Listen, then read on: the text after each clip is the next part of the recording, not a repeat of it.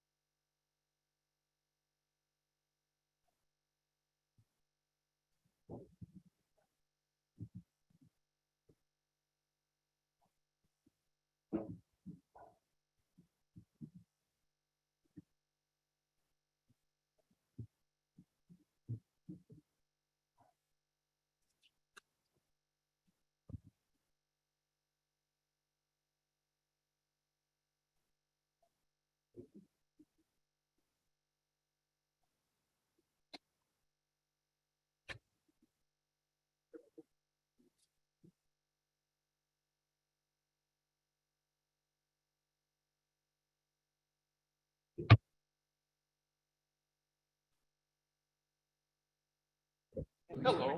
They were Hello. buying a vehicle. It was just like Roger Feinstein. And then they were able to sell it. Maybe his for son what will they get paid Yeah. for the discount. So that worked before. It doesn't work. But yes, I. Okay. It All right. worked for a couple of years. Right. All right, so why do we go? Basically knew what we did. You're ready? Discount. Talk to Jim. Kind of get it. Go ahead, Chris. Don't wait for those people. Yeah, yes, absolutely. And let's- Okay, we'll break up our Eraser it. committees and start our real official committee at 10:10. Welcome, my name's Chris Caius. I am the chairman of the Administration Committee for Kane County. This is Wednesday, October 12th, 2022, 10:10 a.m. And I'm calling this meeting to order. Can we have roll call, please? Berman, Herman's here. Davis, Yeah, I was here. Ford, Ford present. Braz, Braz here. Oh, Gums, Gums here. Martin, Shepro, Shepro present. Pirog, Caius. Present. Caius present. Affirm. Great, welcome. Thank you for attending. We do have a quorum. May I have a motion and a second to approve the minutes from September 14th, 2022? Moved by Davis moves. Davis, second by Berman. Any comments, questions, changes? Hearing none. Roll call, please. Berman, Yes. Davis, Was yes. Ford, Ford, yes. Braz, Braz, yes. Gums, Gums, yes. Caius. Caius, yes. Okay, and then I believe the financial reports are on file. They're attached. Owen to report on that. Is there any public comment online, in person? I don't believe we have anybody signed up, so dispense with that. Then on to item 5, facilities management, executive director's report. That would be you, Mr. Yes. Roger Fonstock. So, good morning. We don't have a formal report in the packet because we were planning to use our time for the assessment and space needs report. And I guess my question is whether or not item 9A could be moved up, or do you want to just take them in order? Do you think there'll be a big discussion on this or? Well, let's keep the motions to last. That would Okay. keep everybody in suspense. to Okay. find out. That's fine. So, So we don't have any. If Jason's further ready, For executive director's report, and then you would. if you up for wanted- that, Jason? I'm ready. Jason Dwyer, White and Company. Yes, And good we'll- morning, everyone. Jason Dwyer with White and Company. Pulling up the presentation here. I've got a quick run through on the space needs and physical conditions assessment work that we've been working on. And we've been waiting for this. We're excited. We are excited. Yeah, good.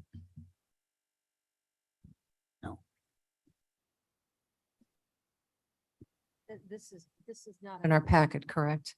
It would, there was a draft report that was sent out last month, and this would be just the presentation on that report. Okay. Okay. It's available. It's probably in your email, but can you make sure she gets a copy? We can send out a copy of the presentation. Just to repeat, And make sure also everybody the gets draft report was too large to email, so we sent a link for you to download it. Right. We can send the presentation and a link again to the report. That Okay, would be very good. fine. Board, please. To the entire board, please. We'll have to determine what your consensus is, I think, as far as the committee, but we'd be happy to do that. We'll send it to me. Okay. We're trying to get the feedback in an orderly fashion so that we can process a meeting, either elected officials, department heads, to have more input and comments about the report. It's still in draft, so however that process evolves, we're happy to send it out. I think we're taking step by step, so we work with a smaller group rather than having everything inundated all at once. Just please send me a copy. You'll get one. Thank you. Absolutely. You're going to get one.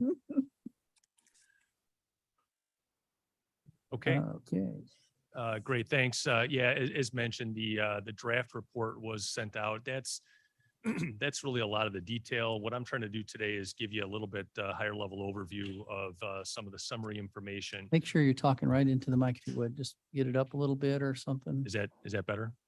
I'm not sure. Go ahead. Yeah, crank it up and it'll come back down a little bit. But How about that? Better? Yes? Okay. Okay. Is that better for you? Can never Great. tell if it's if That's I'm better. going hot on the mic or not. So You're good. I'll That's just good. put it right in my mouth here. American Idol moment. Right, right. Okay, well, so let me start going through. I think several months back, we had kind of a status update on some of the items. So just to recap, the work of the study here was two major components. First was the space needs analysis, and then the second part was physical condition assessment for buildings. And I'm going to talk through both of those items today. When I presented a status update a couple months back, a number of these items were sort of in progress or pending. At this point, we've completed everything. It's been sent out in draft form. We are still looking to collect feedback and comments. We've gotten a couple comments. So, I think this is good snapshot in time of the details that have been done, and certainly we'll continue to refine items as they progress. A couple of the things I'll actually talk about, why it will be kind of an evolving document just in terms of data that's coming in. So I'll get into that as we go through it. But first, let me start out with the space needs piece.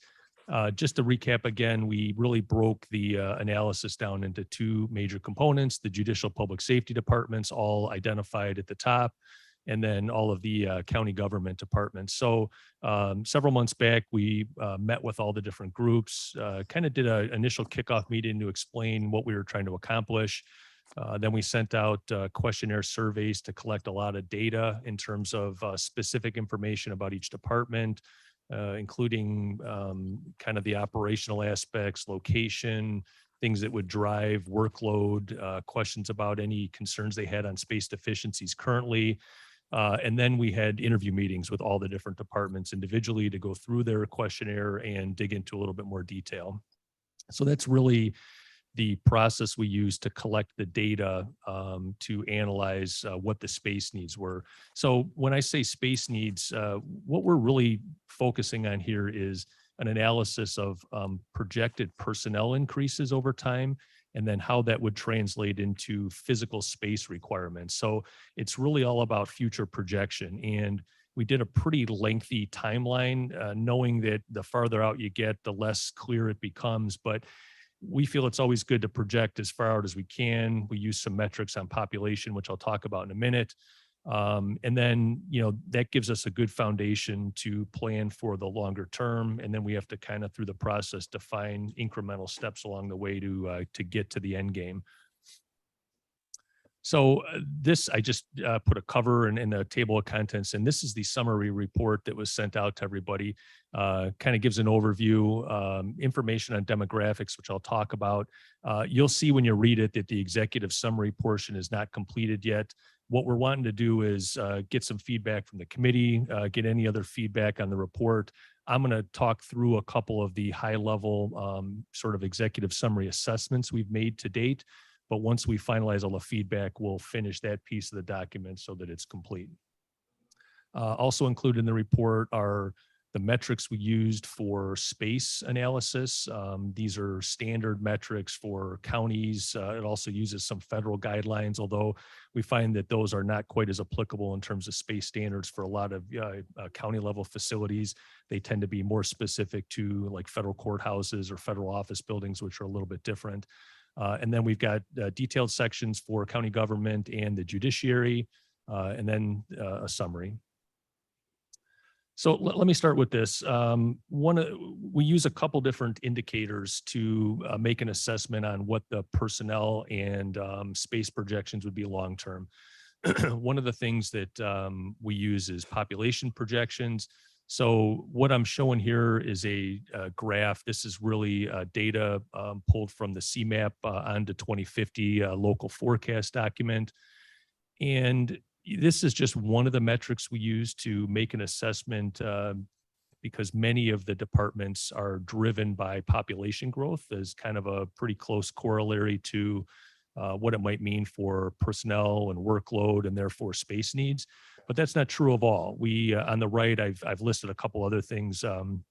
We asked each of the departments to provide their guidance on what other indicators might dictate changes in staffing long-term. So things like workload indicators, in the case of like the development department, for example, might be projected quantity of permits that are being issued or other activities that come into play that might drive an increase or decrease in staffing long-term. Certainly legislative changes come into play. I think there's been a lot of talk of late about the Safety Act and kind of what some of the implications of that are. There's a number of things that come up. Legislative issues sometimes can be a little tricky because they might catch you by surprise at times. But other things that drive it, funding, I think there was a good sensibility of a lot of the groups that while there might be an assessment of, hey, we could do more things, there's a limitation based on funding that's available. So, we're making projections and predictions on potential staffing, but that's not to be used as a hiring model. It still needs to be vetted from a financial standpoint and tied to funding realities. Then other things like technology and so forth are all taken into consideration. One thing I'll note is we did receive some feedback, and I think those of you that have been kind of keyed in on CMAP projections, it seems like they're doing a little bit of a reassessment right now. I don't think anything's been published formally on that, but a number of the projections, we've been doing this for multiple counties for many years, and we've been finding that the projections aren't being borne out. So I think that's okay. I mean, I think it's, in our opinion, it's better to predict on the higher side as it relates to population because it's easier to scale back a plan than to develop a plan that is short from day one. So these are just the latest published numbers. That's an example of something that could continue to evolve and might be taken into consideration as things progress down the road. Okay, so another quick thing as it relates to population and build out, we pulled the data from CMAP on the right side and looked at areas where they're projecting the population growth. And I think it's, fairly obvious information. I mean, certainly the largest bulk of population in Kane County is in the eastern side, certainly the Tri-Cities area here, and then your northern area in Elgin, and then south in Aurora. There's projections for continued increase there. There's a couple other hotspots a little farther northwest as well. And the only reason I put this in here is I think it's good to keep that in consideration when we think about facilities and we think about the potential for satellites. I'll talk more about that in a minute because you've already got some satellites that I think are serving a very important purpose. On the left, that's really just a land use graphic, the yellow. So the Kane County is in the far left side central there. And then, it's basically identifying that a lot of the yellow area is agricultural and that most of the denser population is toward the eastern edge. Okay, I won't get into a lot of detail on this. I just want to reference in the document, there's all the metrics that I mentioned before about space projections and how that was done. It gives you a little bit of the rationale around how we look at personnel translating to square footage based on certain metrics of square feet per person. And then we also look at detail relative to what we call, just in a generic term, other space. So other space would be things like in the case of the circuit court clerk, they've got all their personnel that are in workstations, but then they've got a large file room or evidence storage or things like that that are unique to a specific department. So all that's kind of factored into the analysis. And what it translates to is all that information gets distilled down in the document to a 4-page summary for each of the different departments. We always like to include a couple photos as sort of a reference for, where the group is, what it looks like. This happens to be an example of supervisor of assessments. Provides a little bit of detail on what they do, what their focus is. The graphic on the lower right side there in the purple is identifying their space allocation within the building. We quantify existing square footage so we can make assessments on how efficient their space is and what the future might look like. And then on the next 2 pages is where we start to get into the detail on the left side of different planning models for projecting personnel increases. And then on the right-hand side, how that translates into square footage. So going back again to the left, we use a number of different metrics. Sometimes historical growth in the staff is a good predictor of future growth. We look at population projections, a couple different scenarios. And then we also always take into account department recommendations based on how they see their department changing over time. We had a lot of discussions about, how can technology increase efficiencies or change things. We talked about things in the meetings of, work from home and what that might impact. And I'll say by and large, even though, some of that work was done during the pandemic, most all groups kind of felt like, work from home might be a potential for some flexibility at times, but ultimately that there's a preference to have most of the staff available. And certainly in cases where they're having direct public interaction. Chris, could we just get that brought up a little bit more so we can see it? Can you enlarge that? Or do we want to get too much into the detail? I just, Yeah, I'm gonna do a summary page here in a minute that probably is maybe a little Let's- bit will easier there to be- read. Some point along here, and I know Mavis had a question as well. Maybe before we get too deep in another subject, we'll go to questions, but rather than interrupt the flow of this. Yeah, Listen. I did want to ask about working from home, but you found that. So let's defer that. So he may answer those questions. There'll be some logical port where we don't have to go clear through the whole thing, but stop and then we'll see if they don't answer your question by the time we take before to the next part of this, then let's go ahead and have a little break and ask questions. Yeah, my plan was to pause after the space needs, and then I can address questions about that piece before I move on to the physical condition that work for the assessment. If that's committee? okay. Okay. So yeah, and again, I put these in here just to kind of reference the format and composure of the document. I know it's very hard to read at this scale, but That's rule number 1, don't put slides up people can't read. yeah, I know. I just Sorry. I'm trying to give you kind of the overview. But so what we have here, this is really the summary projections. So this identifies each department. On the left side, it provides 5-year incremental personnel growth projections, and then on the right part, how that translates into square footage. So this is really kind of the summary level detail. And, I think as we're looking at it, a couple things jumped out.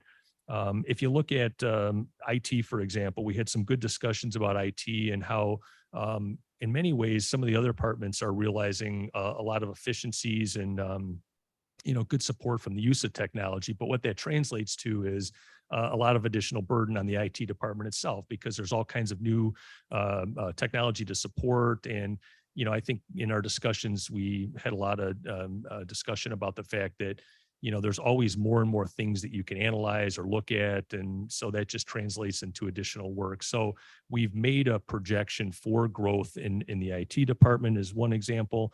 Looking at a couple other things, most of them are fairly modest. One that I think would be good maybe to just kind of revisit in a little detail, because some of the analysis work was done earlier, is building management, for example. And I know there's been a transition in terms of how building management has been considered and organized. So that might be one that we want to just take one more quick revisit on the projections for that. But I'll say that overall, there's a projection for potentially as much as 40% increase in personnel out to the year 2050. So we're talking a pretty big planning horizon. And again, I'll reiterate that this isn't intended to be a hiring model. This is projection potential based on how growth might happen, based on the various workload indicators, population, and so forth, and then what that might translate to into square footage. So one thing that's actually one other item I want to touch on here is the health department. So I know there's a new executive director, and I think we had some good preliminary conversations about the health department in terms of what the current mission is and what the potential might be for future. So we've put in a placeholder here for, a reasonable amount of growth in the health department. Again, that'll be something that has to be evaluated based on funding availability and the overall will of the board. But right now we've put a projection in for a fairly good amount of growth there. And, that's also one of the big drivers here in terms of overall percentage increase. So we need to revisit that. One of the things that was talked about was mental health, and, whether that's an opportunity, knowing the issues that are going on right now, whether that's an opportunity for the health department to maybe have a bigger foothold or bigger support role in that process. So as this translates to space, it's not a direct translation. While we're showing a potential projection of 40% increase in personnel, we're only showing a 10% increase in space. And the reason for that is, and I'll talk about this more when I get into the building assessment piece, but the buildings here on this campus, I think as everybody knows, were not purpose-built to be a county government office building. And, when we did our analysis, it's just not as efficient from a square footage space usage standpoint. So if we looked at a modern purpose-built building, for example, we can realize, I think, some pretty decent efficiencies in square footage use. So that's why, even though personnel might grow, the square footage of the building doesn't grow at the same level. So let me switch over to the judiciary here for a minute. This is the same summary level detail on the judiciary. Again, a little bit different here. I think we're seeing probably a little bit more uniformity and growth across the different groups as it relates to the judiciary for personnel. One of the biggest things we look at here as a starting point for this is how we're thinking about the number of judges in the future. As that translates directly into support personnel, the clerk and so forth, and directly into square footage for spaces for courtrooms and other supportive type functions. And after going through all the different analysis, we settled with the judiciary on a projection of 39 judges at the year 2050. So a lot of things come into play there. There's continued growth in population. Legislatively allows for additional judges over time. That's one metric. They still have to be authorized, but it's an allowance for additional judges. One of the things we looked at is there's been actually a decrease in caseload in recent years. And but the flip side of that is we're finding that the cases are more complicated and take longer to dispose of. So one of the things that's going on in parallel, and I don't believe it's been completed yet, is the state was doing a statewide assessment of the actual time to dispose of a case, kind of a workload assessment. I think it's a little tricky on timing because it was instituted kind of still in the middle of COVID. So it's a little questionable exactly how those results will bear out. But one thing we do know is that these cases are taking longer. So, go back, 10, 15 years, a judge might be able to handle a certain amount of cases. And now, based on the time it takes to take care of these things and focus on problem solving courts and things of that nature, it's just taking much longer to dispose of cases, which translates to the need for more judges. So that was one of the first drivers. A lot of the supportive components, bailiffs, court reporters, all that are directly tied to number of judges, number of courtrooms. And then certainly all we call them agency offices, supportive offices, state's attorney, public defender, court services. They also have, increases in space needs as well. Now, here again, there's an example where it doesn't directly translate. We're only looking at about a 10% increase. But one thing that's a little bit of an anomaly there is we're actually showing that there could be a significant decrease in square footage for the circuit court clerk. So at the time that space was built, those workstations were larger workstations. I think that might have been a specific requirement for the municipality when that space was built. We certainly do not see in any other modern courthouses spaces of that size. So I think there's an efficiency there. The transition to much more electronic records from the physical records also results in a space efficiency. So while we're going to see increases in courtrooms and other office space for state's attorney and others, there's an offset potential for the circuit court clerk to be in more efficient space. Now, to realize that would require a renovation, obviously, of where they're at, or I think ultimately the goal still is to get the clerk incorporated with the Judicial Center, more consolidated in one location. So you'd have to execute a fairly significant project to be able to realize that gain, but this analysis is based on projecting for kind of the optimal scenario here. So I think those are probably the couple high points. One thing I think that actually I might have this on a summary slide here. Yeah, let me just go into this real quick. So a couple key takeaways. I talked about some of these here on the county government side, some of the projected growth areas, what it means to space savings potential being a little bit less than the personnel growth. So I think, we've got a good working model on this now, and one that we do want to get back to and probably need to get continued feedback from the board as a whole is the focus on health department and kind of what the future of that is. I don't think that's maybe the most urgent assessment. I think that can take a little bit of time to do some analysis on that, but as we start to think about more significant capital projects, which I'll talk about at the end of the presentation, we want to make sure we've got clear direction on at least what the game plan is long-term so that you can plan appropriately for the right facilities for the health department. On the judicial side, I talked about a number of these items here. The one last one I want to touch on at the end is I think we're still uncertain as to the full impact of the Safety Act and what that means for staffing. I know the different groups have, I think, made presentations to the board in the past about personnel. There's no question that state's attorney, public defender, court services are all pretty heavily space constrained in the Judicial Center right now. So you're starting with already somewhat urgent space crunch there. And I think that we are going to have to see how things play out. We got the best assessments we could from those groups in terms of personnel projections, but the neighboring counties are dealing with the same issue, and every county is dealing with it a little bit differently in terms of how they're thinking about personnel growth and square footage. In a perfect world, you'd have the ability to create some additional square footage to accommodate these potential future scenarios, because it takes a long time to generate new square footage when you need it. But I do recognize that, there's a funding realities of that too. So that's something that's going to have to be balanced as we consider, how to address the needs going forward. Okay, so let me pause there for a minute before I move on to the physical condition side and answer any questions on this piece. Okay, anything else pop up? Madam Bates? Okay, you got your answers. Mr. Fonstock?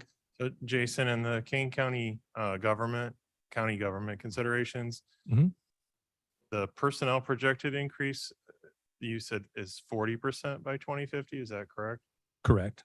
And then, but can you explain the difference in the increase in the needed space increase of 9.6%? Because I think most of us feel like we're packed in there already, and that looks like it's even denser by like a 4-to-1 ratio denser or something. I don't know. Yeah, I think, a couple things. A lot of that relates to how these buildings work. I mean, I think in many ways, you are, I'll say, packed into the buildings here. But if you take this building, for example, just by the nature of the way the corridor works and every space being almost like its own little private office, and that we generally don't see that model for, modern county government buildings. we see far more usage, and this isn't true of every department, but many departments, far more usage of workstations. So you can get much more efficiency by having more open workstation space in a modern purpose-built building. I mean, you have a lot of space in this building that's utilized by corridors because of the way it's configured. So we would be looking at a little bit better organization. But again, to realize that, you're talking about, a modern, new purpose-built building rather than a renovation of existing space. You'll never be able to get that efficiency out of these existing buildings by just renovating them because of the way they were built, the way they were configured. In particular, this one here, I'm guessing. Just to Mr. follow up on Yeah, that, so correct. my understanding of that would be the demolition of 100% of this building and the rebuild at 110%. Because you can't just add 10% to this building to get there. Right. Oh. One if more you- time, just for those of us that are a little for slower the on. sake of consideration, looking at the projected increase of 9.6% Mhm. wouldn't effectively get the job done. You'd have to actually rebuild 110% of this campus to fit into that model with the 40% growth. You could not just simply add 10% to what we have. You would take this off the books and build 110% by 2050. That's my interpretation of this. That's That's where I correct. think this is going too, is that this is all about building a new Well, facility, because in here you've got versus Well, closet and corridors and things that you're never that's, gonna fix. just that was Mr. Davis there. That isn't, I mean, I don't want to get into a big discussion about whether we take down a building or add a building. This is more or less for the, so just to make sure that we understand the options that we have and where we may be going, I'm, not to make the decision on whether we do that. So I think anything that adds clarity. Mr. Chairman, my point, Sure. this is Roger again. My Yeah. point is that to add to our existing buildings, the number would be a lot greater than 9.6% to add to this campus to accommodate 40% growth. You would be adding maybe an additional, 20 to 40% to this campus in terms of square footage to fit the people in, unless you forego this kind of office operation or some other form of office space takes shape. I mean, whether it's remote work or people working at satellite offices or whatever it is, I'm just saying, I just want to be clear that you can't add 40% more people and just expand 10% of this campus or add, 10% of the square footage. That just, that's not what that means, just so we're clear. Why does it say that then?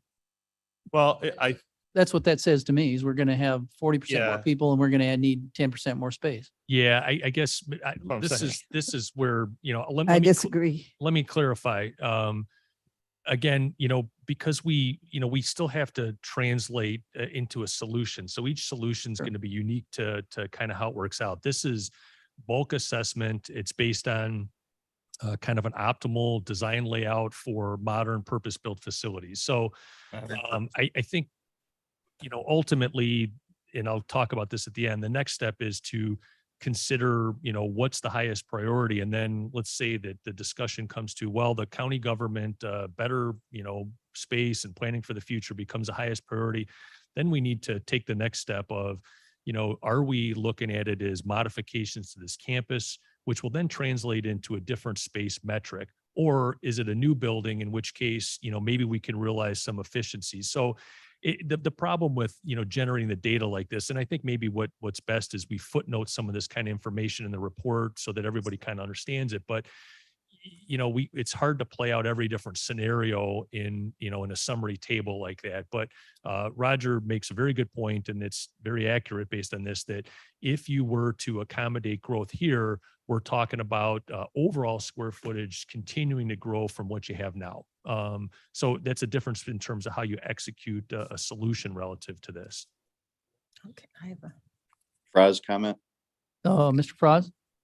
Yeah, just kind of along the same lines as what Roger mentioned. I think that, everything Jason's doing here is great, and it's a great starting point. But, when you're assuming a head count or a square foot count as of today, as a baseline, that kind of assumes that everything's functioning fine right now.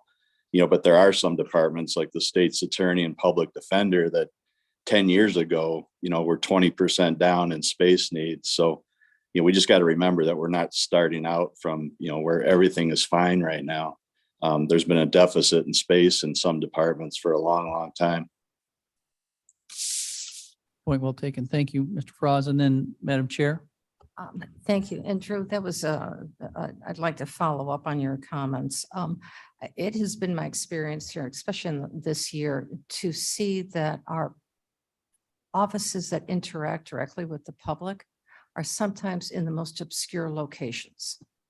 And that may have been appropriate during the time that they were not publicly serving. Now that model has changed, that they do have direct access to public needs and to have safe, accessible areas where the public can come into and have appropriate responses so that they don't feel that they get lost. They have to walk up hills, not adequate parking, et cetera. That is no matter how we dice this up for future growth opportunities, that's an immediate thing that has to be addressed. And I will advocate once again, and I brought these experiences to this board, when we see seniors or people who are in wheelchairs having to navigate through different buildings and truly getting lost. We need to have all of our public service, or public facing departments in one location that is accessible to the greater community rather than dispersing them all throughout our campus on different floors. Okay. And then Mr. Davis, did you have a comment? Yeah, how do you get where we are now? It's so easy to fall into the trap of, well, that's because that's how we've always done it.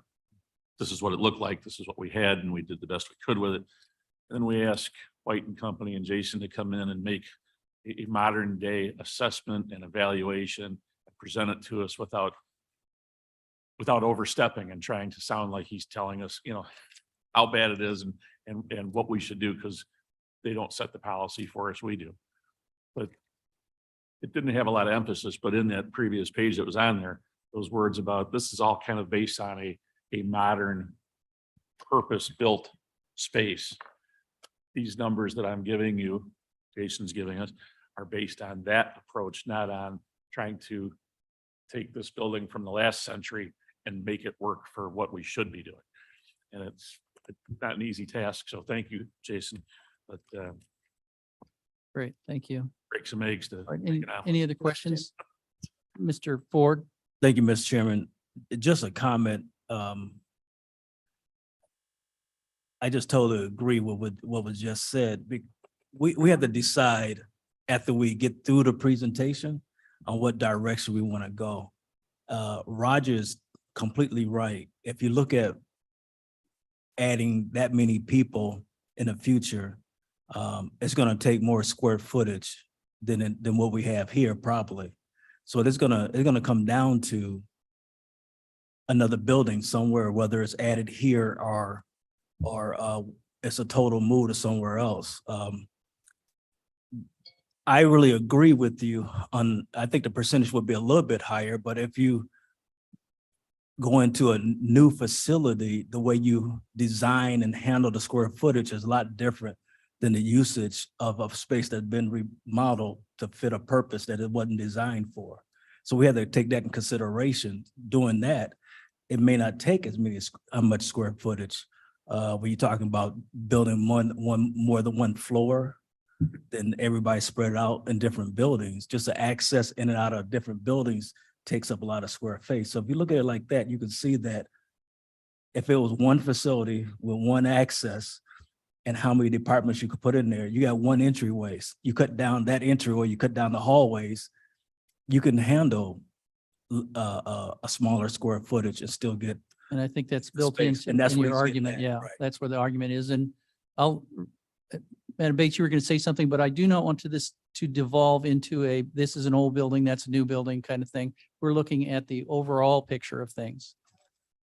I would like everybody on this committee to keep in mind the tremendous cost of building a new building and bonding this out. And I am not going to paying for- accept that as a comment. You can do that at the end. This is Okay. there is so much to digest just in the figures that he's trying to present us. Those are good concepts. I get it. But I think That's that fine. it's not necessarily appropriate at this time to remind people where I feel like there's how we a need to- freight train getting going I here. understand what you're saying, Thank you. but But I'll stop saying it. we'll catch the train when it's on its way, something. Okay. All right.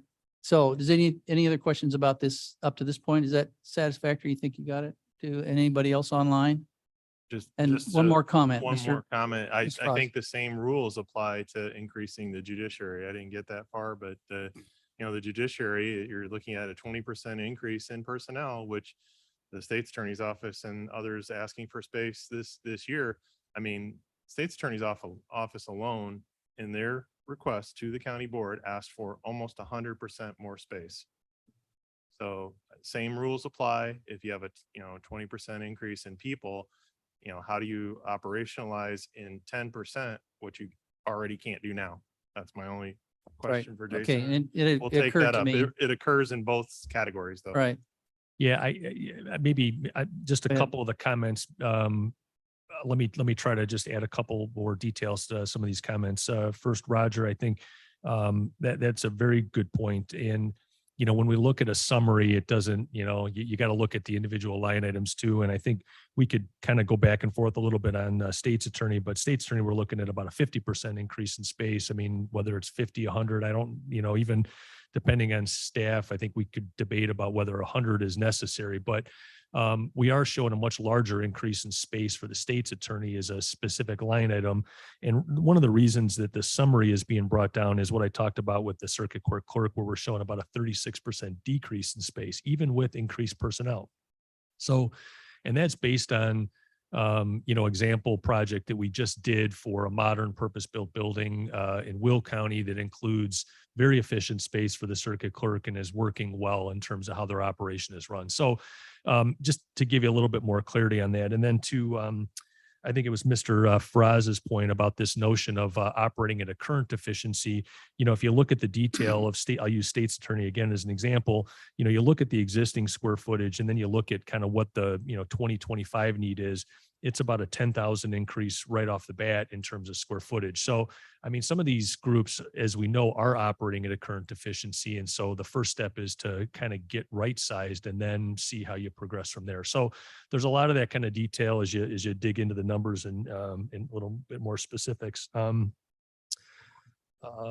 see. Oh, one other comment, Mr. Ford, to your comment. The other issue in play here, and I should have clarified this. This is a little bit technical, but there's a couple different components we use for square footage. So you'll see that in the report, net square footage, which really has to do with like an office space with inside four walls of an office. That's net square footage.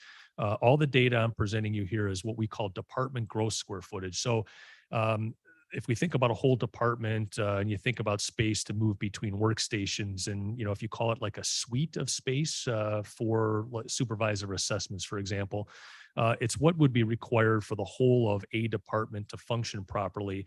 And then we take that data as you think about your scenarios and figure out who's going to be combined with which group. Then you kind of build out to what we call building gross square footage. Okay. So these are department gross. And the reason we don't give you building gross square footage right now, because again, it's wholly dependent on how you solve the problem. So if you organize all these spaces into a modern purpose-built building, your grossing factor to get to a full building size is less. If you work with multiple buildings, your building gross is going to be more, like you have now, because you have to have redundancy in public lobbies and mechanical spaces and additional bathrooms and all these other things that contribute to a total building gross square footage. So I just wanted to make that point. So, that's another sort of consideration, I think, for future as you look at opportunities to solve the need long term. Not that it's not doable. There's just a difference. Right.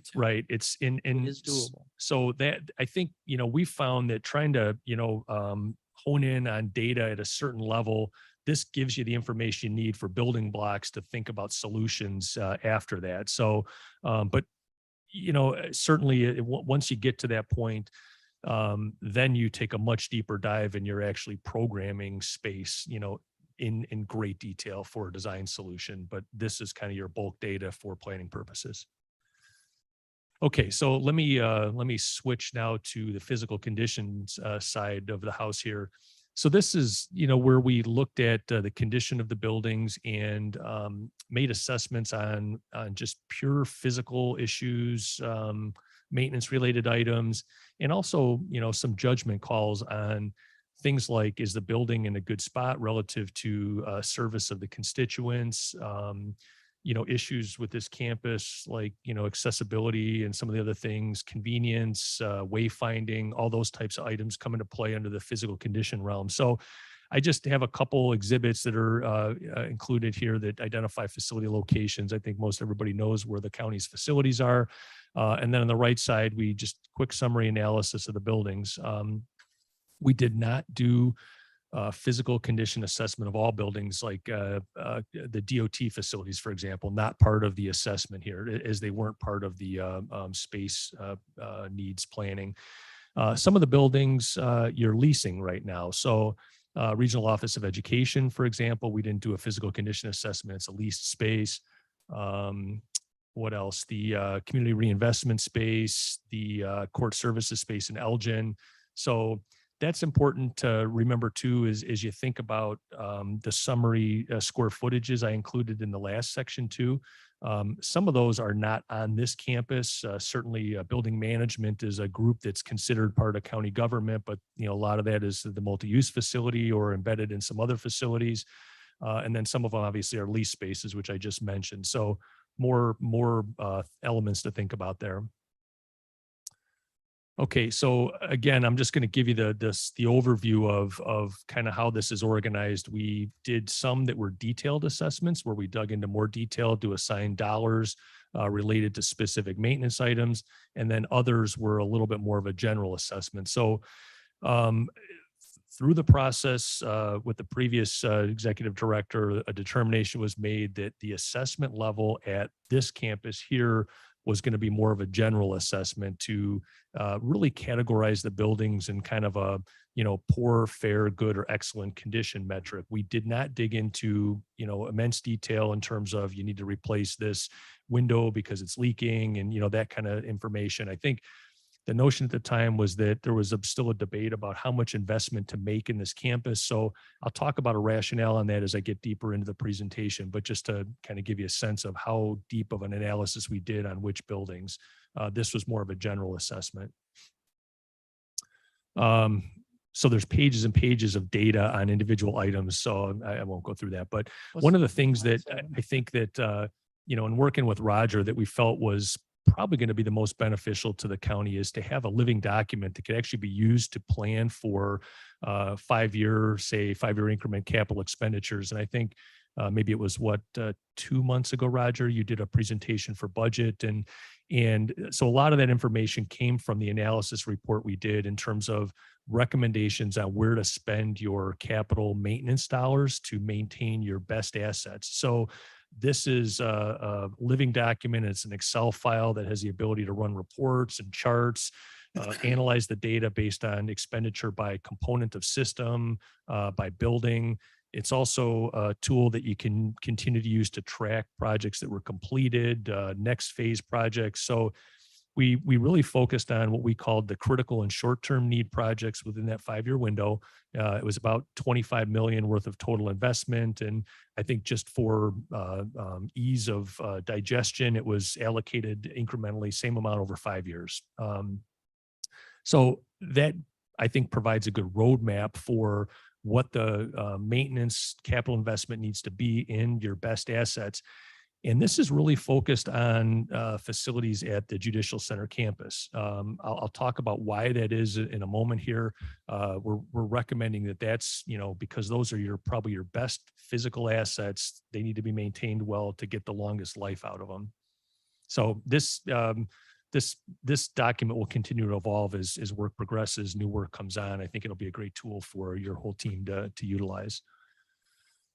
Okay, so let me just kind of walk through the takeaways from each of the different campuses here. So as I mentioned, this is obviously the Judicial Center site campus. And, you know, these are your newest buildings, your most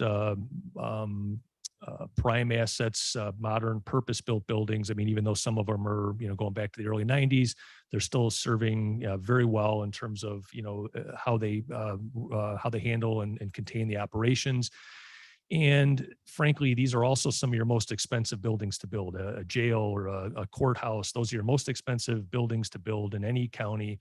And so we prioritized maintenance investment in these buildings to make sure that you're getting the longest life out of them. Because if you ever had to replace one of these buildings, that becomes a very expensive proposition, and we don't want that to happen. So I think that, you know, there's a lot of thought that goes into this in terms of, you know, how to keep maintaining these well. This campus, you know, really since the time it was envisioned, going all the way back to the late 80s, was envisioned to allow for expansion. That those concepts are still valid. The exact execution, you know, kind of to be determined. But you've got, you know, a great site here, great assets, and this can also be a location to continue to meet longer term future needs. One other point of note too, I think just for reference that most know, I think there's also property across to the north of 38 that is owned by the county. I'm not showing it on the graphic. There's no buildings on it right now, but that's the whole of the property owned out there at Peck and 38. Okay, so let me now switch to the 3rd Street Courthouse. So a couple buildings here. There's the courthouse itself, one that's not labeled, kind of the gray roofed building there, kind of boiler space there, support for the courthouse, the court annex, and the Children's Advocacy Center. So, you know, Children's Advocacy Center, good condition building, meeting the needs. I think, you know, nice project. Nothing needs to be really done there. I think that's one you just kind of do standard maintenance on. The court annex, though, we classify that as poor condition. I think that's a building that's certainly seen better days, and it's not a great facility in terms of how it meets the needs. So that's one that I think, you know, should be considered for maybe alternative use or disposal potentially in the future.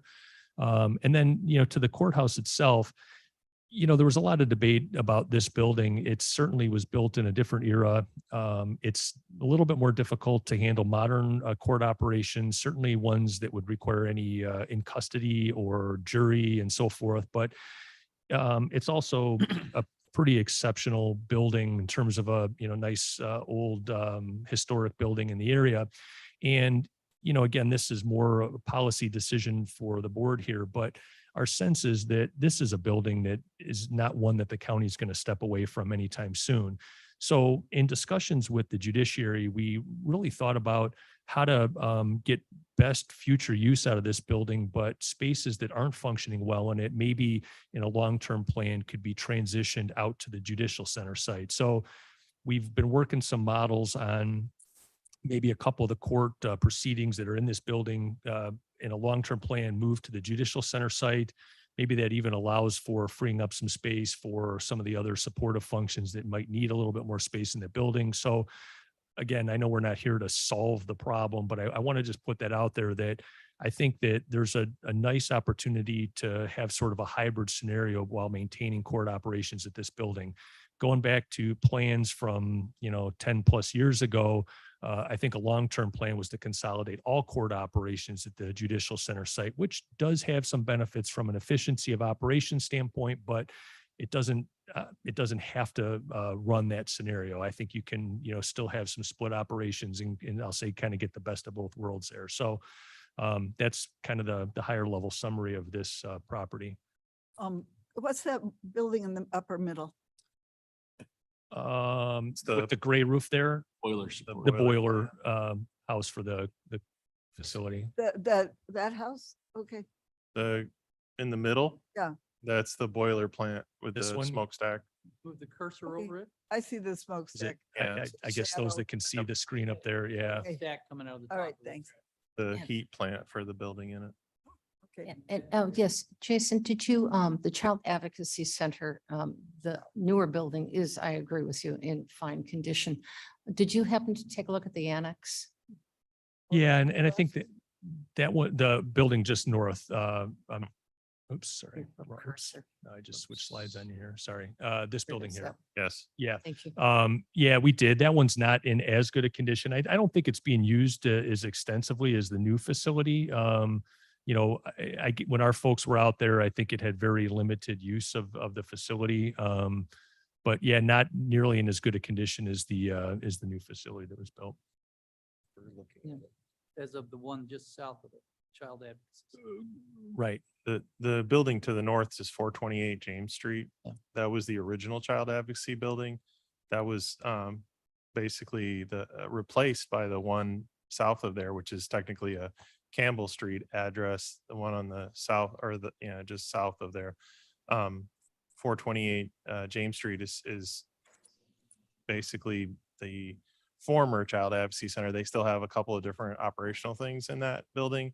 And we're currently looking into some of the issues and circumstances around the building. But it definitely is not in the condition that the Campbell Street office is in. You talking And about it is that a one that's labeled house. Ford Annex? What's that? Are you talking about the one that's labeled? No, Ford it's Annex? north of where it says Child Advocacy. There's a Look up house on on the the- corner the- north of there. Yeah, this one up Yeah. here. That's Everybody can 428 see. James Oh, okay. Street. Yeah. Fraz Yeah, the comment? Mr. Froz? Just some historical background on the court annex building. This committee, several years ago, this committee deferred a $60,000 proposal to do some work on I think the soffit and fascia and roof and so forth. And thinking at the time, which is probably 6 years ago, was that the building didn't have a long future and we didn't want to invest in it. Thank you. And yet now Davis? I envision a passable spot for a neutral exchange site. Just want to keep that on the radar for everybody. Or what? Neutral A neutral exchange site. for childcare. In family law court cases, you already have guardian ad litems appointed and you have divorce cases that have gone angry. Often children are used as unfortunate pawns in that kind of situation.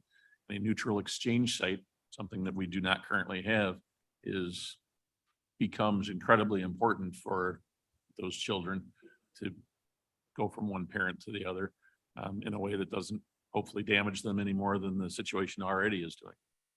So- Some thought to things things could be used for. Yeah, some of you may know, DuPage County built a facility that had neutral exchange as part of it as well. That is a nice feature to have. You know, I think that's not something that was talked about much in the space planning, but a good point. I think something to keep in mind is a nice facility type to have. As we go forward, might want to include that in the. Add it to the list, Jason. Here, I can give you. Yeah, I'm taking notes.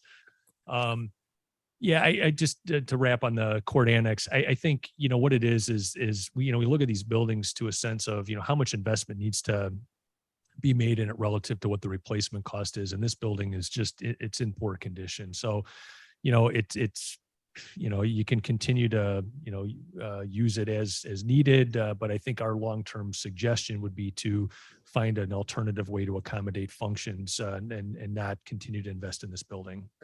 That is the court annex you're talking about? Correct. Yeah, correct. No, that's- Okay. Any questions about any of the locations on that side? Okay, let me switch to this. Oops. But There was one that's supposed to be very moldy. Do we know which one that is? Mr. Chairman. question, Mr. So, Fonstock, Mavis was asking a question. about the, I can answer. yeah, so Mavis is asking about whether there's a So potential mold problem in one of the buildings. 428 James Street was tested in 2020, 21, somewhere in that time frame. And then there was some subsequent remediation done for mold. And then there was no post remediation done that we can find. So we contacted Midwest Environmental. They're doing an assessment on that building right now just to see where it stands. And we should get those results back in the You go next back to that slide, few weeks. Jason? It's 428 is the building Upper north of left. Child Advocacy. where it says child advocacy, there's a house north of that. Uh-huh. And that building, there's Midwest Environmental is testing it, I believe, it might be For the this week. northwest corner, northwest Right. corner. Yes. And it's Okay. called James Street because it fronts as it fronted as a house on the street at the Yes. north end there, which is James Street. But that, yeah, it's being tested right now. And when we get those results back, we'll have to come up with a plan for remediation, or hopefully we won't find anything, but I don't think that's the case. Okay, thanks. Up for grabs. Okay. Okay, now switching to the government site. As I mentioned, we did more of a general assessment. I think you've actually, in prior assessments out here, there's been a little bit more information too on some specifics on maintenance items. But you know, what I have in the summary here is we kind of, as I said, classified it as, you know, poor, fair, good, excellent from a 1 to 4 rating. And, you know, I just highlighted each of the buildings here in terms of where you're at. I mean, most of them fall in the category of fair. Buildings, E and F in particular, are ones that I think are tending a little more toward the poor condition standpoint. Building C probably, you know, being that it's a little bit newer building. And this is again, focused on the condition itself.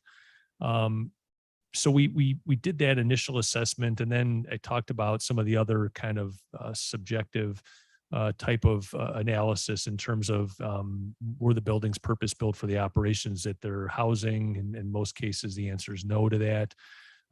There's been talked about in this committee and other discussions some of the accessibility issues. I mean, it's nice that you've got this nice sloping site down to the river, but it also presents a little bit of challenge in terms of accessing the site. And the other problem is, you know, older buildings, you know, they just don't have the same modern accessible conveniences really pretty consistently throughout the campus. You know, not only just getting from space to space, but things like bathrooms are always a big indicator there. I mean, it's difficult to, you know, they don't have modern bathrooms that are sized properly for wheelchair access and other things like that. So there's a host of other issues like that that I would say wouldn't comply with current day codes. I mean, they're working, you know, for what you're using them for, but you wouldn't build a new modern building the way that some of these buildings were built, because things have changed since, you know, the many years that these buildings have been around.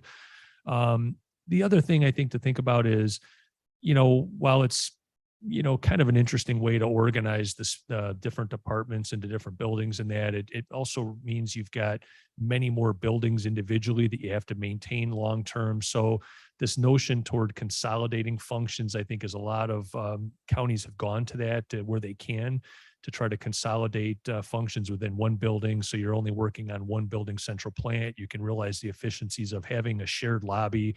A lot of times you can make the lobby bigger to accommodate larger events, or, you know, maybe it's an early voting site, or it's a, you know, setup where a lot of people are coming in to deal with a senior freeze or pay a tax bill. You can create a larger kind of combined lobby that serves multiple uses. It just becomes more efficient from a building standpoint. So, you know, all that being said, well, one last thing, I think it's also a little bit challenging. I mean, I've even been here at times where I come walking in, and maybe because I'm wearing a suit or somebody thinks I know where everything's at out here, and they ask me, how do I get to this space or that space? So I think, you know, some of it's just, it's a wayfinding thing. I mean, people that come here every day know where they're going, but if somebody's coming for the first time, sometimes it can be confusing. I think you've done a nice job with signage, but it still presents a little bit more challenging user experience, or they don't understand that they don't do one thing at a treasurer or supervisor assessment. So all that being said, I think the buildings are working. I mean, you obviously you've been here for a long time. You know, I think that right now, until the board answers the question of what to do long-term, you know, we're talking 20 years out, whatever, I would just say, I wouldn't make significant investment out here. You know, address the things that need to be addressed. If there's opportunities to rectify some of the challenges on accessibility and that, I think that's good, but it's always important. I think we just never want to encourage you to just keep pouring money into a building that maybe doesn't meet the long-term. And all of these spaces, you know, when you think about a little bit of growth in each of the departments, you're talking about small additions on each of the buildings, and it's just not an efficient way to build. So there's a number of challenges. And so that's why we're right now making the recommendation to keep the investment minimal here, do what needs to be done to keep them working and functioning for the operations until the question can be answered about where to go long-term. Okay, just a couple more sites here. So the branch court. So this is a site that the county had leased for a long time and acquired some years back. There was a decent investment made in this site to generate or build out a branch court for traffic and other functions out there, working well. I think in terms of the overall quality of the building, it's a little bit of a mix. There's certainly maintenance items that need to be done. Some of the clerk space was built out many years earlier. The court itself is pretty current. You've got the diagnostic center, which was built out in there not too long ago. And then the northern part there on the right is the storage and elections equipment and so forth for the county clerk. As we look at this building, it's a building that you own. It's got a lot of parking, so a number of good assets to the building. I think where this building could play into long-term planning is there's a lot of discussion about storage needs, kind of big picture for the county. Certainly with the pandemic and the need to store a lot of PPE and other equipment like that, it became really a front and center topic. And, as we're thinking about it, there's options to go lease a space or buy a building for storage, but this really is a storage type building. I mean, it was a Montgomery Ward's many years ago, but it's a building that's just big open square footage that could easily be used for storage with, I think, fairly minimal investment. It needs some upgrading for truck dock and things like that. But one option, and again, we're not, ready to make decisions on where to go, and that's up to your purview. But is there a potential, if we think about this desire of consolidating the clerk out the Judicial Center campus, that would free up about 50,000 square feet in this building that could be repurposed. And I think repurposed for a little bit less cost than, if you're building a new warehouse. Certainly, leasing is always an option. Everybody looks at the different scenarios of owning your warehousing or storage space versus leasing. But I guess my point with this building is it's an asset that the county already owns. It should be considered for potential for repurposing, because unless otherwise, I don't know that there's anybody right now clamoring for this property for some other alternative use that would be buying it from the county, like retail or something of that nature. So certainly if this was a hotbed of redevelopment area and somebody would pay a significant sum of money for the building, that'd be a different consideration. But so just that's kind of the high level on this property. Madam Chair? Thank you. Regarding being a hotbed, I think we ought to not put that aside, Pardon me? because I think we ought to not put that consideration aside. St. Charles is looking at areas. It is a hotbed right now. It's a very desirable retail location, without question, on the Randall Road corridor. It's got adequate parking. It was built for that purpose. So it's a valuable piece of property, and it has valuable marketability. It's a fully utilized facility right now. And I think that, whether it's a sale of the asset to generate funds for some other use, or repurposing, I think all those options should be on the table for this property. But I mean, as it stands now, it's fully utilized. But longer term, I think that there is definitely a desire to consolidate the clerk in with the Judicial Center campus. When that could happen is not certain at this point, but that may present some opportunities to do different things with the building. All right, thank you. Thank you, Madam Chair.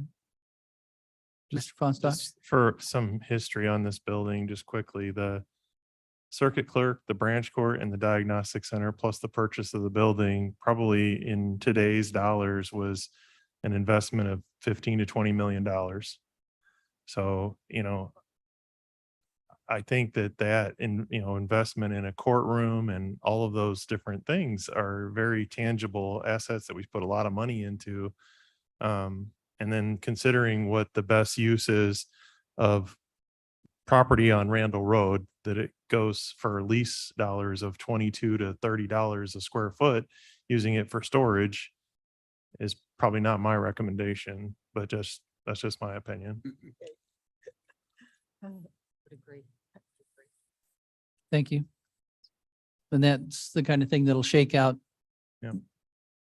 Giving all the assessments we have, and we'll be able to deal with that in the future. This is to build the base and understand where we're headed. Okay.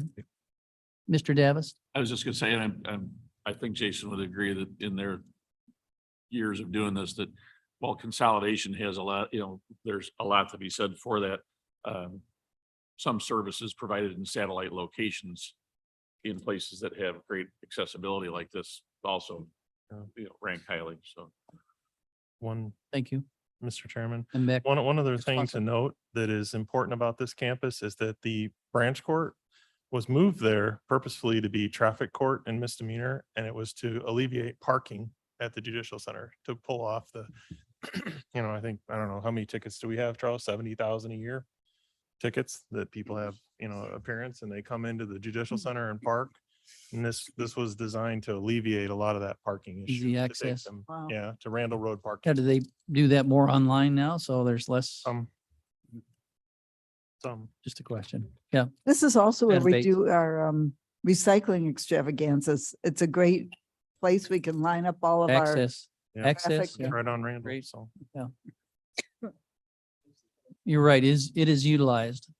Yeah, and those are all good points. It is at the time that the branch court was built, there was a significant parking crunch at the Judicial Center site. So that's why I think that's the time the county made the decision to stop leasing and to purchase the building and then make the investment of the branch court in there. So yeah, all these things need to be considered. I mean, certainly if we think about consolidating functions back at the Judicial Center site, we're going to have to address parking again. I think the crunch of parking has been lessened a little bit. That's maybe one side benefit of some hybrid court proceedings and various things. And the hope would be that that continues long-term to lessen the burden on the county. So, but yeah, all very good considerations. All right. Okay, so now let me just touch on the Fabian Parkway site. I think many of you know that this was the site of the old jail. That was new jail was built several years back. So there's a handful of buildings out there that are underutilized. They're actually in the process of bid documents being put together for demolition for that, which we hope to be getting out on the streets here within a week or so. And, we actually were just talking about a couple other things on that here this morning before this meeting. But this is a property that still has a couple active components. There's a communications tower up here. And a support building next to that. Sorry, for those of you that can't see where I'm pointing on the screen, but up in this area. And then you've also got a recycling operation on the property, kind of at the west edge as well.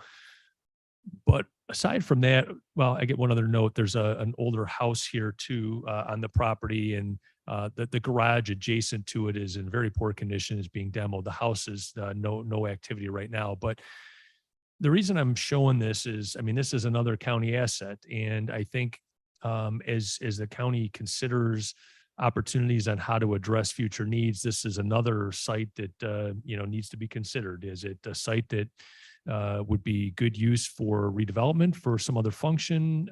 Is it a site that can be sold as a revenue generator? So I think just something to keep in mind as you start to move into the next phase of exploring solutions.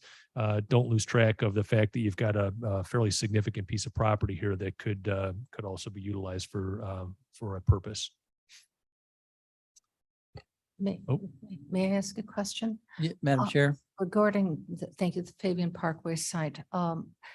This site, I'm asking a question that I think I already know the answer to, but I just want to make sure that we're all aware. It already has water, city water hooked up to it, correct? As well as sewer? It's at the property. Yes. You say you know the answer. Yeah, I just want to make sure that everyone aware That's- of that's that, true. Okay. that it is ready already for, it's primed for redevelopment. Yeah, I don't know. Other than the demolition, we're in the middle of the demolition. I'm not sure how far we want to look as far as things on this is concerned.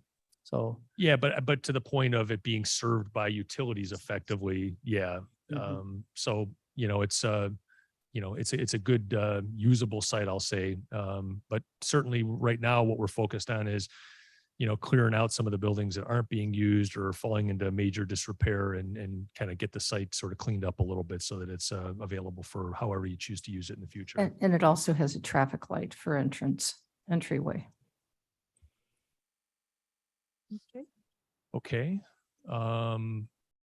So let me just switch to a couple satellite locations. So this is Aurora, and this is the last slide on sites here. On the left side is the Health Department, 1240 North Highland. On the right side is the 1330 North Highland, which has been used by Court Services. It previously was also Health Department, and then when the Health Department consolidated a little bit some years back, is when Court Services started using that site. Both of the buildings, I'll say, are in, a fair to poor condition. I mean, not bad. They're not optimal, really. The site for the Court Services is space constrained. They're already in a position where they're not quite meeting all the needs out there. But I guess what's really important about this is this sort of speaks to the importance of having satellite locations. And I'd say that the Court Services, for sure, Health Department to a great degree as well, can be well served by satellite locations to provide services closer to where their constituents are. So you've also got satellite facilities up in Elgin. That is a lease space for Court Services.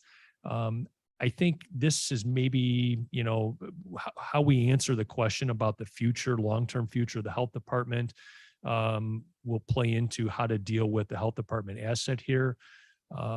There's components about more direct support to the community that are well served by being in this area.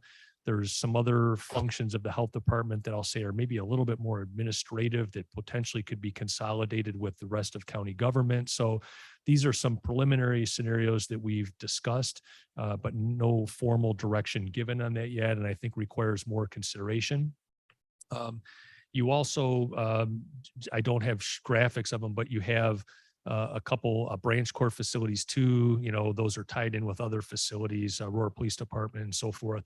And those are important satellite facilities. And I think, the idea of providing spaces in Aurora and Elgin really is responding to where the big bulk of population is.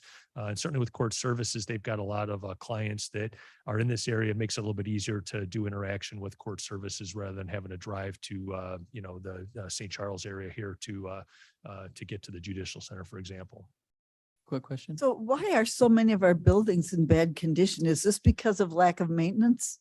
Well, Because there was a lot of talk about deferred maintenance over the years. I'm going to ask you to just not get that question answered right now. Let's just go that they are in bad condition and go from there as opposed to revisiting. If that's okay with you. No, Okay, you're But not you're on the the committee. chairman. I'm the chairman. okay, You can actually ask later. ask Mr. Dwyer or Mr. Fonstock, if you would, please. That we're already pushing the next committee, which was well after our committee. Okay, so, thank you. Just, And One- it's not that it's not a valid question. I'm just not gonna, Mr. Chairman, Yeah. and Mr. on- Fonstock. on the 1330, one thing I would note is that to the south of the property where the community garden is, which is really nice, that's actually part of the lot as well. That's ours too, just so you know. Great. That's ours too. Yeah. Development helps work on that. Okay. Okay, so let me just wrap up here. Let me give you a couple of the key takeaways. I talked about a lot of these, but again, it's categorizing your buildings by quality and priority of assets. So Judicial Center, most of the facilities on the Judicial Center site, and then I incorporated the Third Street Courthouse, the Children's Advocacy Center as, classification of priority assets and assets that are worthy of, continued strong investment to maintain them adequately for long-term usability over time. On a secondary level, I put this campus, most of the buildings on this campus, even the Health Department and Court Services as secondary assets, again, probably more stabilizing investment and consideration of, what the future holds before making very strong investment. In contrast to the government or the Judicial Center site, those buildings aren't going anywhere. So that investment in them is going to be, pay returns. if you decide to step away from the health department site in Aurora, for example, if you put a bunch of money into it, it'll end up being wasted. So that's why we're trying to categorize these by quality of asset. And then I have what I'm calling the opportunity assets, the Kane Branch Court facility. We talked about a number of different ways you could go with that. Fabian Parkway site, just not to lose sight of that. It just provides you avenues. And actually, depending on how things progress, the Branch Court site on Randall may also could be utilized for some swing space as you try to transition programs. So a lot of different potential there. And then in the poor building asset category, I really put buildings E and F on this campus and the court annexes. One has been vacated from the coroner, maybe utilized for various ancillary purposes, but it's not one that I would say you'd make much investment in. It doesn't serve a good long-term purpose for the county, I would say. Okay, so I talked about some of this as we progress, but I think, an outcome of all this analysis is that working tool to manage a 5-year capital investment plan on your priority assets. I think that's a good thing to keep progressing on to make sure you're maintaining facilities well for the future. We talked about the notion of stabilizing assets. The importance of satellites, I think, should not be underplayed. We showed some of the population graphics. I mean, it's a nice service offering to the constituents. It's also a significant operational efficiency for groups like the court services. Helps with the whole legal system, I'll say. So I think, that's something that needs to be kept in consideration as you move forward. And then, I just highlighted that there's a couple facilities that the county currently leases. There may be some potential. A lot of times that's ancillary functions or, in the case of community reinvestment, there's a lot of synergies with other groups. And, whenever you have a group that's maybe not core to the functionality of the county, but has parallels with other agencies or third-party groups and that, those tend to be better opportunities for leasing, which you're kind of already doing. So that's good. So that is kind of the summary on the condition side. And then the last thing I wanted to touch on, and we've touched on a couple of these we go, but what to do from here. I think moving forward with that 5-year capital maintenance plan is important. There's already some discussion and that's moving, I know that was presented in the budget and so forth. So I would encourage continued focus on that to preserve the priority assets. The work that was done here is really focused a lot on big picture, long range planning.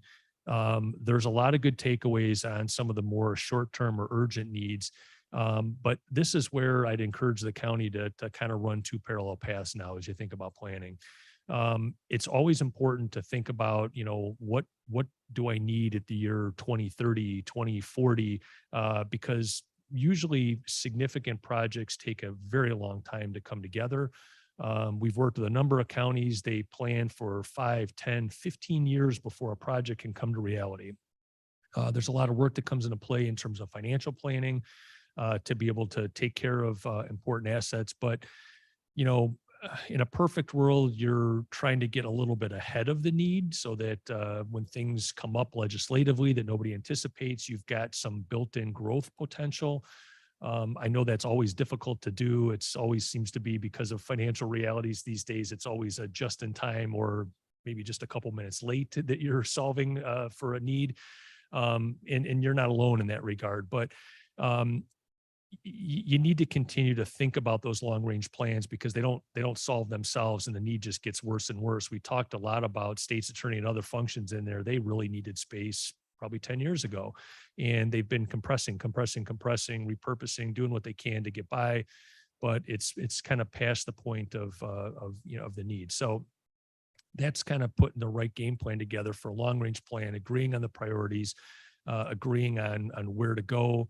I think the judiciary has a stronger need based on true space needs.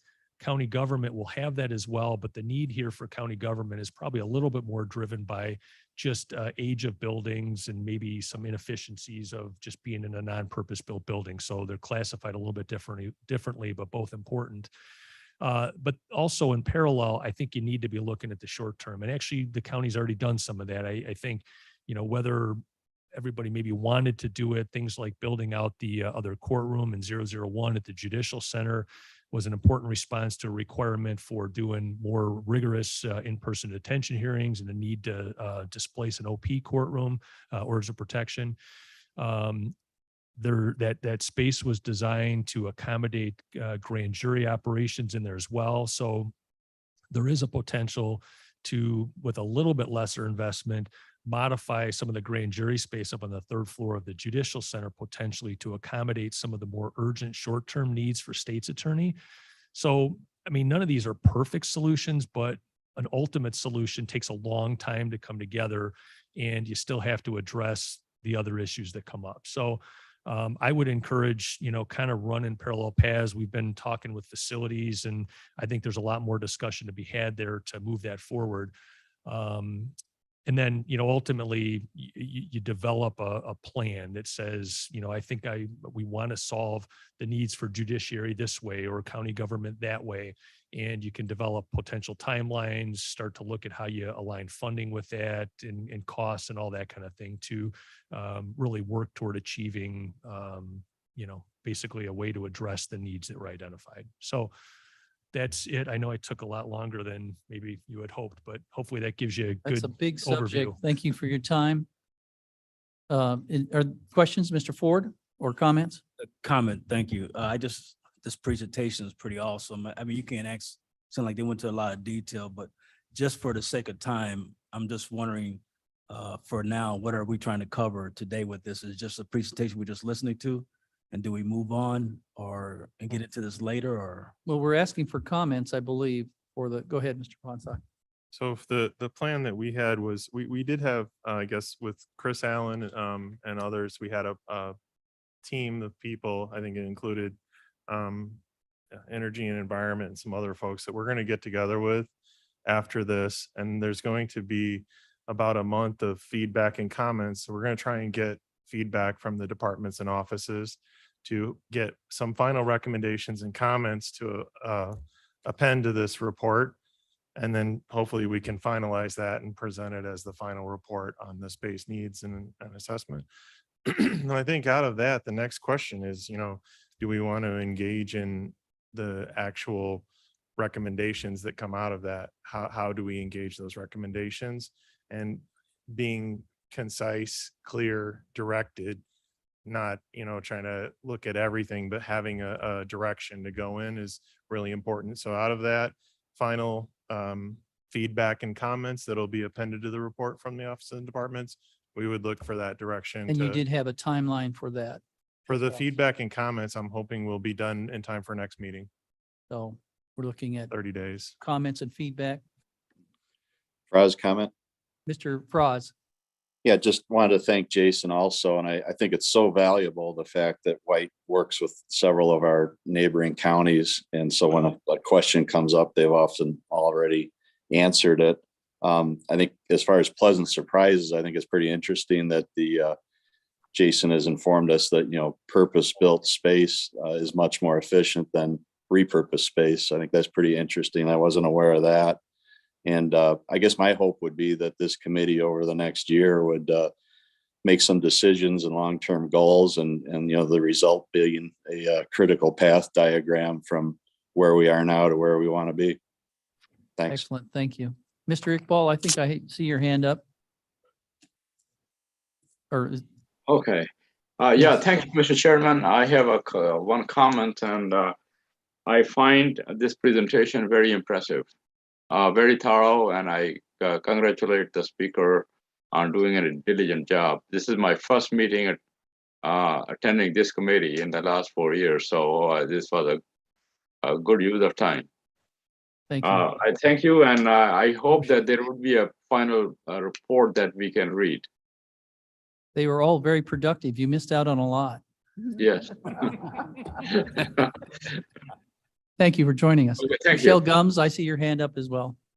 Thank you, Mr. Chairman. I just want to say thank you to Jason. This presentation was pretty amazing to me. Over the many months, I have been doing a little research into the work from home and hybrid work from home issues. The reason that I had done that is how do we retain people? Can we get better people if they're able to work from home? I would love to see a deeper dive into that that conversation.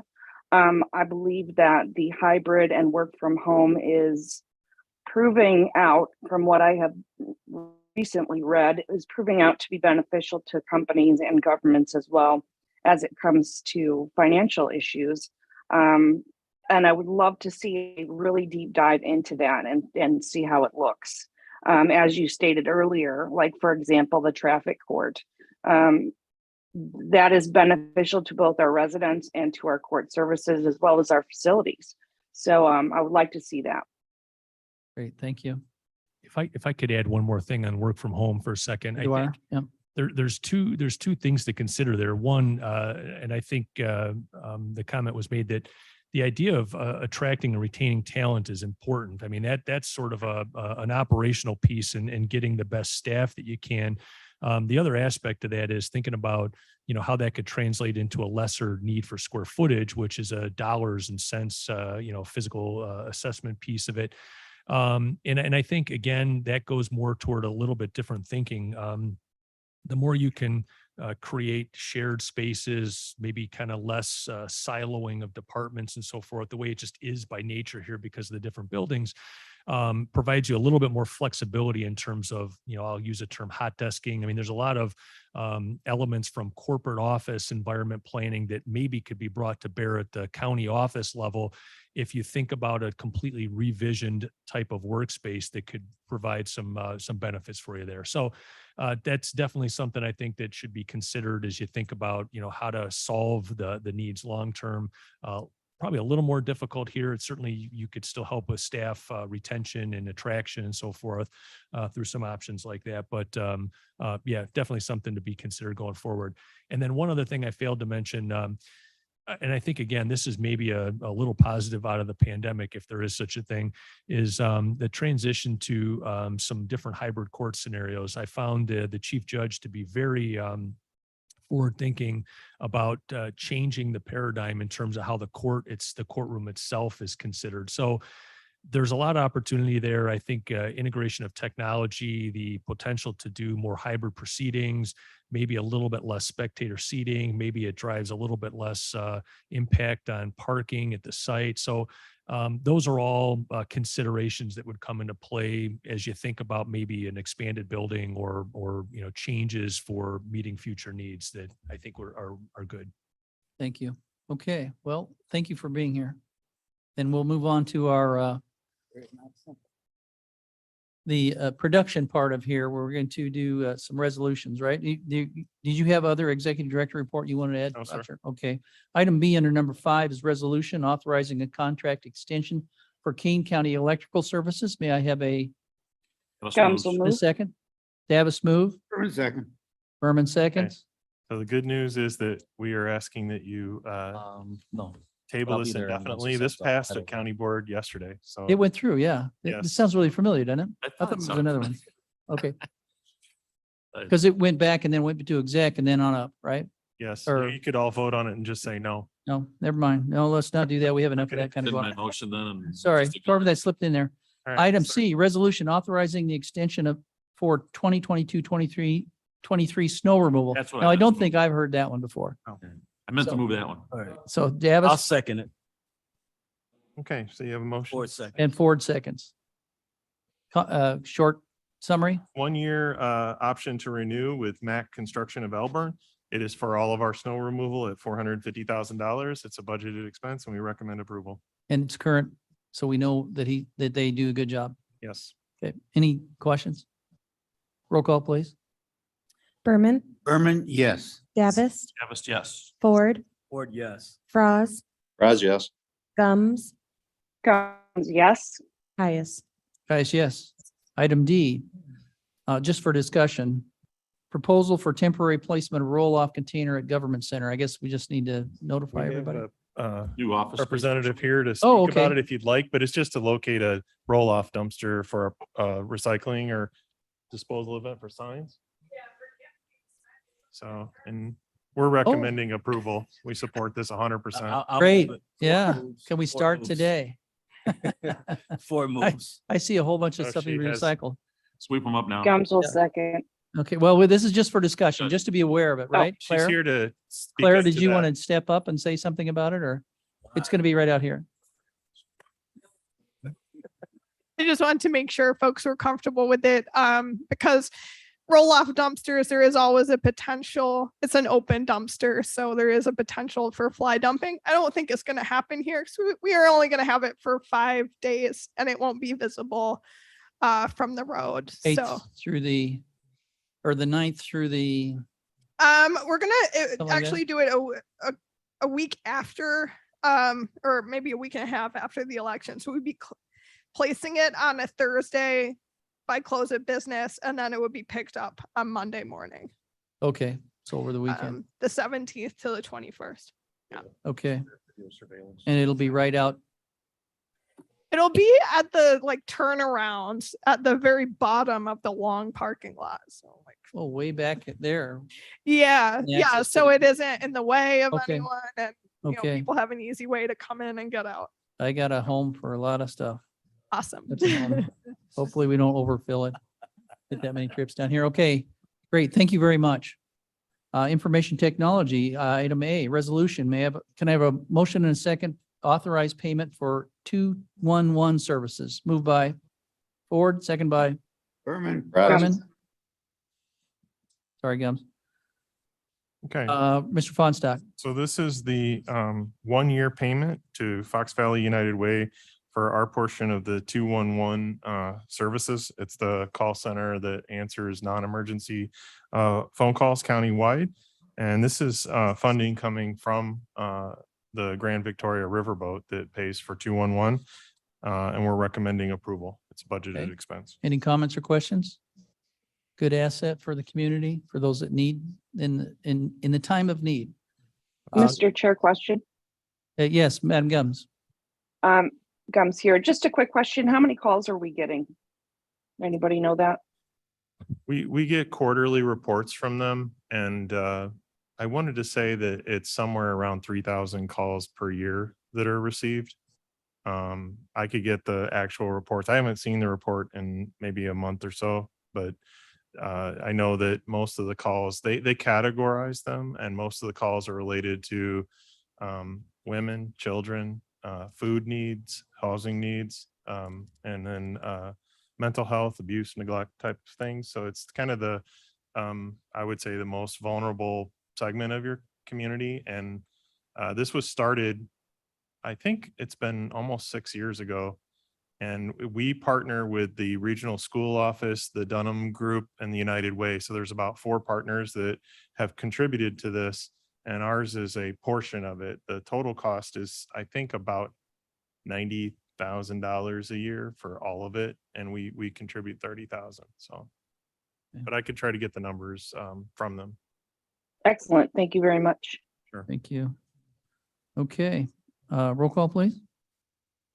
Berman, Berman, yes. Davis, Yes. Ford, Fraz, Raz, yes. Gums, Gums, yes. Caius. Yes. Item B, 6B, resolution renewing internet contracts through Comcast Business. Moved by Berman. Berman, Gums will second. I second. think I heard Gums second there somewhere. Gums, Berman and Gums. Gums, second. So these Mr. Fonstock.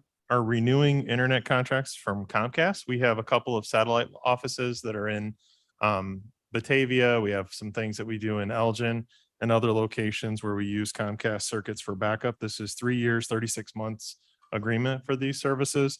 And it's with Comcast, and we're estimating less than $30,000. The reason it's here today is it's a 36-month agreement. So it's 3 years. But the total of the 3 years is 30,000. So we're recommending approval. It's a budgeted expense. All right, any questions? One, Davis? is MetroNet ever getting, are we seeing any bids for MetroNet, or are they able to provide any of these things as an alternative to Comcast? We do evaluate that. I think last month we did a MetroNet circuit from Geneva because they're in Geneva. They're not in Elgin. And they're not in Aurora either. So that's a They're on you know, our a radar. I gap. mean, it's just- it's a matter of whether. As they they're- expand, we certainly would consider their Okay. services. That was it. Okay. Let's vote. Question, please. Roll call. Berman, Berman, yes. Davis, Davis, yes. Ford, Fraz, Raz, yes. Gums, Gums, yes. Caius. Guys, yes. Item 7, anything from Mill Creek that's No, appropriate this time? Okay, nothing there. Item 8, vehicles. Item A, resolution authorizing the purchase of used cargo vans for building management. Moved by Ford, Raz, second by Fraz. okay. So you have a handout that was passed around. Blair has it on screen, hopefully. Yeah. We apologize for not getting this sooner. We've been working with purchasing and the state contracts to try and find a way to purchase vehicles for cargo vans. And it's proved very challenging. There's a shortage of supply. The state contract is basically not being honored. And if you want to order, it's more than a 12-month lead to get a cargo van. And you'll pay a market markup, for lack of a better word, market premium of almost 20% to get a cargo van, and you'll get it in 12 months. So what we're asking is if the county board would authorize us to purchase 2 cargo vans for not to exceed $100,000. We're looking for used cargo vans. Hopefully we can find something that's, 1 to 2 years used with 20,000 miles on it. I would tell you that these vehicles, they will not they'll not go bad because of high mileage. It'll be because of age and rust. So the mileage isn't the concern, or the age of it, as long as it's a year or two. But we're looking to buy 2 used ones because we cannot source a new cargo van as easy as we had hoped. So that's what we're recommending. It's a budgeted capital expense, and we're recommending approval. Any questions? Roll call, please. Berman, Berman, yes. Davis, Davis, yes. Ford, Fraz, Raz, yes. Gums, Gums, yes. Caius. Caius, yes. Motion passes. Okay, item B, we are with the consent of the committee. I'm pulling that, so we're not going to address that today. That would be new vans, which we've already got explained that there's no source for new vans. We were trying to get ahead of the curve a year, but it ain't happening. So, and number 9, we've already addressed. Is there any old business? Any comments by the committee members? Can I have a motion and second to place Berman moves. Berman? Davis, second. Have a second. Roll call, please. Berman, Berman, yes. Davis, Davis, yes. Ford, Fraz, Raz, yes. Gums, Gums, yes. Caius. Guys, yes. At that point, we will be adjourning till next month. And can I have a motion and a second? So moved. We'll give Ford will second. and Ford Davis. Excellent meeting, Mr. Chairman. Oh, thanks. Excellent report. Yes, good report. Finally, good. Thank you very much. So thank